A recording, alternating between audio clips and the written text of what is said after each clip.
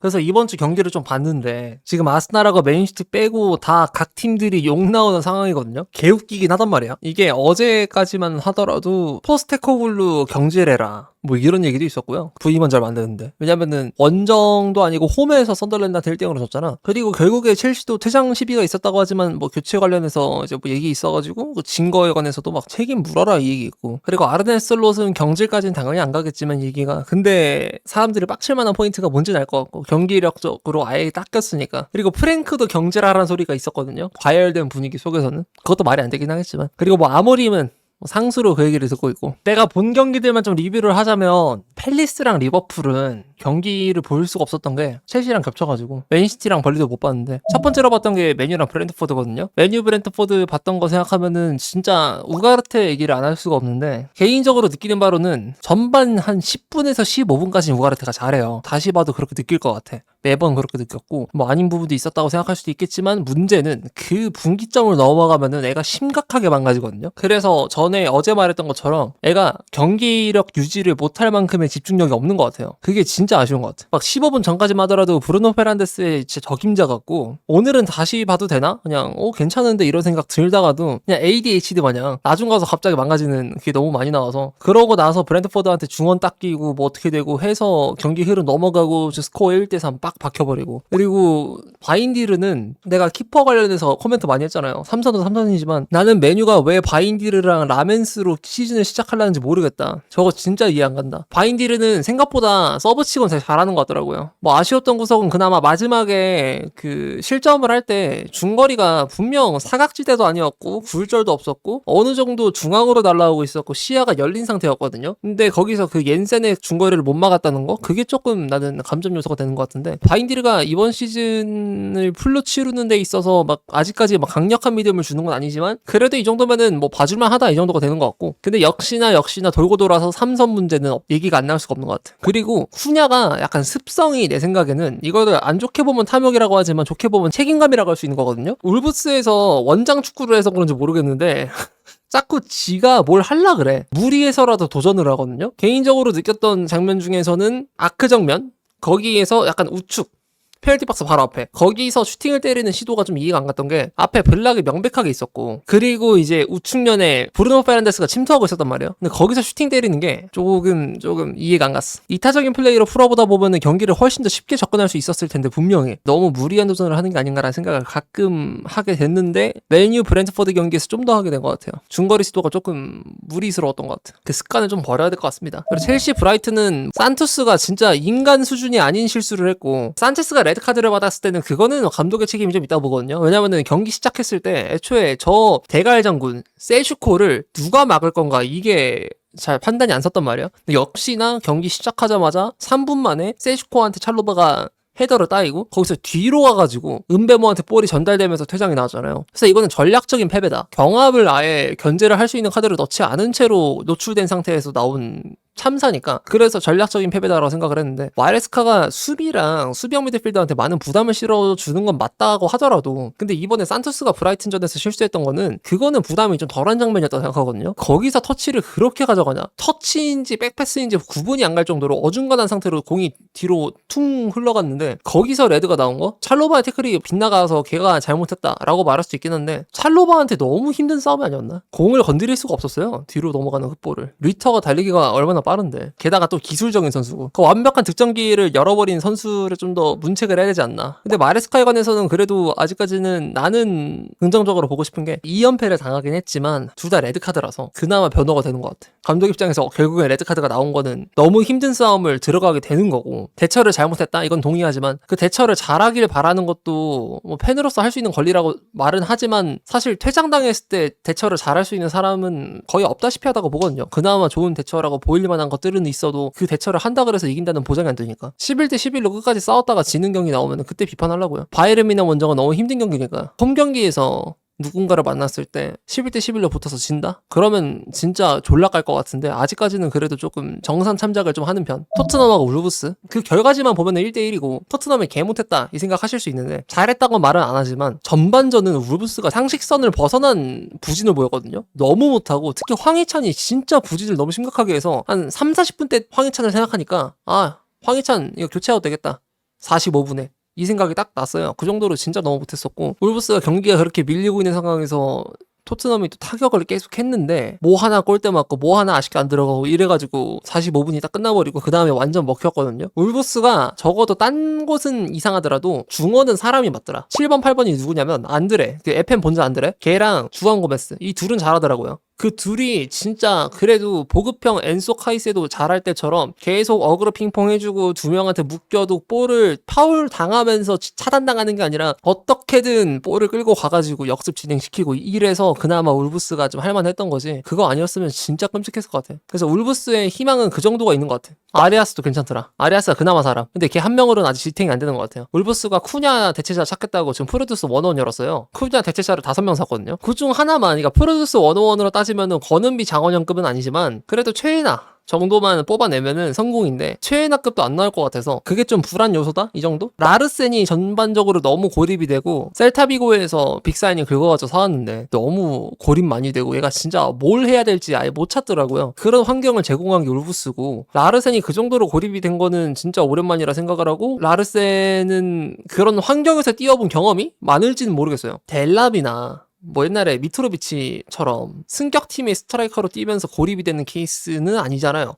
울브스가 그래도 이 정도로 못할 거라고 생각을 하는 사람들은 별로 없었을 텐데 시즌 전에는. 근데 막상 까놓고 보니까 너무 못하고 거기서 라르센이 고립이 됐는데 라르센의 발을 빨리 풀어줄 필요가 있어 보이고, 근데 빅토르 헤레이라 이 감독 재계약 몇 단지는 알 것 같아요. 생각보다 괜찮더라고. 이번에 재계약했길래 사람들이 좀 약간 의아했잖아요. 아니 씨발 지금 얘네 지금 5패야. 5경기 5패라고. 근데 여기서 재계약을 막는다고 약간 이런 의문점들이 들었는데, 근데 하는 거 보면은 그래도 괜찮은 것 같아요. 근데 게리 오닐보다 나은지는 모르겠어. 그래도 뭐 재계약을 딸만한 경기 플랜은 보여줬어. 근데 아이러니하게도 울브스의 득점 장면은 진짜 이브리그 같았어요. 아직까지는 강등을 피할 급인지 모르겠어. 그래서 이 재계약에 관해서는 뭐 그나마 할 만은 하다라는 생각이 든다고 하더라도 아직까지는 의문점. 팔라는 게 뭔지는 알 것 같아. 왜냐면 중앙 미드필더 퀄리티가 괜찮다 보니까 생각보다 좀 희망적인 회로로 굴러볼 수 있을 것 같고, 토트넘에 대한 코멘트는 별로 없을 수밖에 없는 게 저점은 높다라는 생각은 드는데 고점이 높은지는 모르겠다. 토트넘은 딱 그런 것 같아요. 전체적으로 경기가 막 그렇게 엄청 망하진 않아요. 근데 이번 경기는 진짜 끔찍하다가 팔리냐가 중거리 한번 잘 차가지고 잘 들어간 거라 좀 퍼진 느낌도 있고, 선수들이. 토트넘에 대한 코멘트가 적은 이유는 인상적이지 않았어. 쿠두스 말고는 생각이 안 나요. 시몬스 얘기를 또 해야 되긴 할 텐데 시몬스는 기대 이하였던 것 같아요. 확실히 사인 미스도 사인 미스고 턴오버를 내는 것도 그렇고 완전 막 끔찍했다는 전혀 아닌데, 근데 아직까지는 기대 이하라는 평을 내릴 수 있을 것 같아. 그리고 아스톤빌라랑 풀럼, 조슈아 킹이 미친놈이거든요. 얘 07년생이고 이번에 프리미어리그에서 주전으로 처음 기용되는 자원이고, 07년생이면은 은하네리, 야말, 쿠바르시, 에스타방 윌리안 얘네랑 동갑인데, 풀럼 경기를 우리나라 사람들이 보려면 강팀하고 맞대결을 할 때 좀 보게 되는데, 내가 좀 어쩌다 보니까 풀럼 경기를 좀 봤거든요. 한 3경기 봤나 4경기에서? 어쩌다가 좀 봤어. 근데 잘하더라고요. 내 생각에 아스톤빌라의 로저스보다 낫습니다. 확실히. 에밀 스미스로우가 왜 밀린지 알 것 같고, 이 친구가 생각보다 완성형인 게 양발 활용 빈도가 생각보다 굉장히 좋고요. 그리고 침착성은 진짜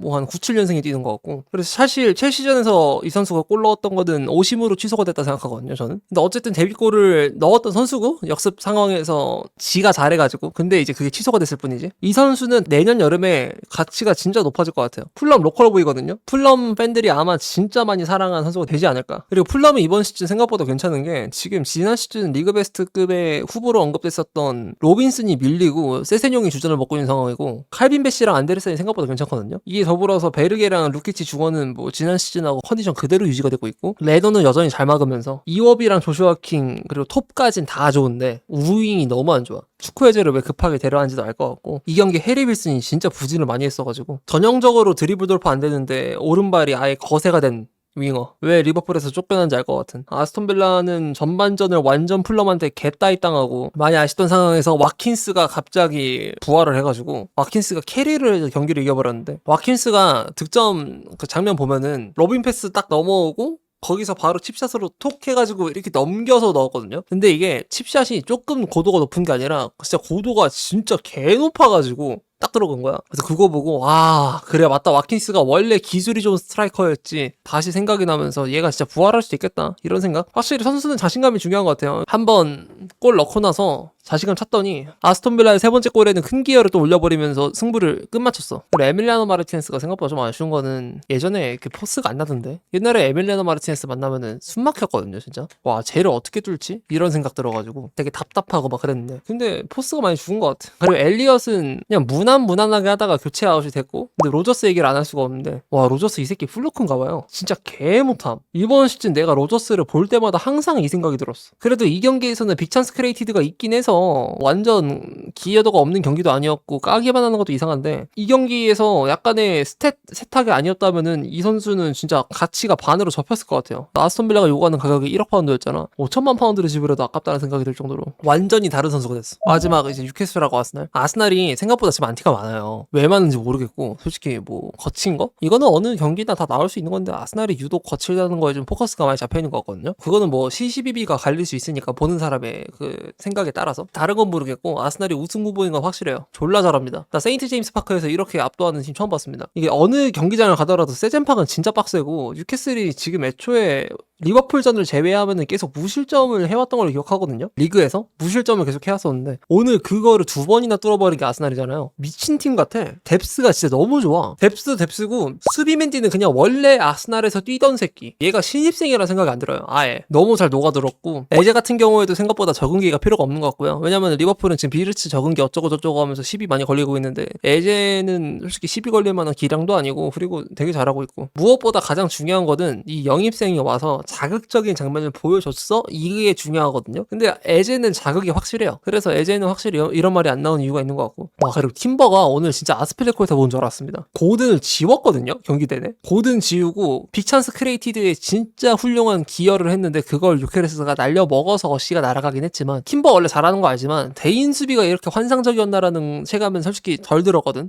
오늘만큼은 아니었던 게, 얘가 멀티 포지션이 좋고 드리블 잘하고 앞으로 나가서 지 위치 잘 찾고 이런 게 보통 이 선수 평가의 메인이 되는 게 맞는 거지, 얘의 특징은 1대1 수비 쪽이 아니었단 말이에요. 근데 1대1 수비가 이 경기에서 특히 많이 강화가 된 것 같음. 고든이 그래도 프리미어리그에서 굉장히 잘 나가는 레프트 윙어 중 하나인데, 근데 얘를 아예 지워버렸으면은 전반전에 고든 진짜 똥만 뒤지게 쌌어요. 나 무슨 그 푸른 주스 먹은 줄 알았어. 그 정도로 아예 그걸 유도한 게 팀버다 보니까 이건 칭찬 안 할 수가 없고, 그리고 경기 내내 조금씩 불안한 타이밍이 있었는데 그 여지를 다 끊어버리는 거는 이제 라야가 스위핑을 기가 막히게 올라와서 다 사전 차단. 그리고 요케레스 얘기를 마지막으로 해볼 텐데, 일단 아스날의 우승 경쟁에 큰 도움이 안 되는 것 같습니다. 저는 이 득점 순도나 경기력을 보면은 큰 경기에서 이 선수가 장악력이 좋은지 모르겠어요.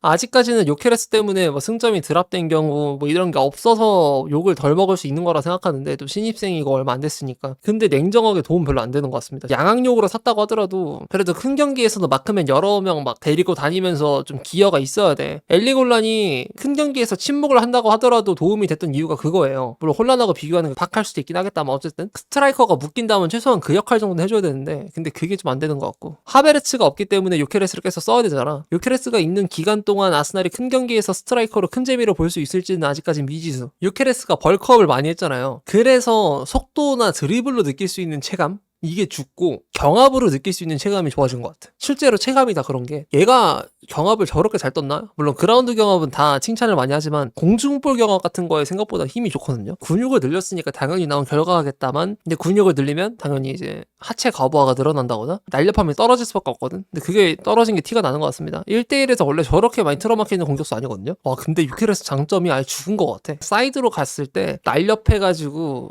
슈팅 찬스를 반박자 단위로 어떻게 빼서 우겨놓고 막 그러는데, 애초에 근육이 많던 애인데 거기서 더 해버리니까 그나마 단점의 여지가 될 수 있었던 게 더 증폭된 것 같은 기분이에요. 근데 뭐 아르테타가 요구했고 그렇게 개조시키기를 원했다면은 그게 계획된 거라면 성공인 듯. 아르테타가 팀 컨셉을 경합으로 잡는 것 같다라고 제가 스쿼드 평가할 때 얘기했었는데, 흑화의 과정 중 하나다라고 본다면은 인정할 만합니다. 어쨌든 까지가 제가 이번 주에 봤던 프리미어리그 경기들이고, 아스날은 확실히 우승 후보 맞다. 그리고 다른 팀들은 좀 많이 불안해 보인다. 맨시티랑 리버풀 경기를 못 본 게 좀 아쉬운 것 같아요. 그거 좀 봤어야 됐는데 시간대가 겹쳐가지고 까비.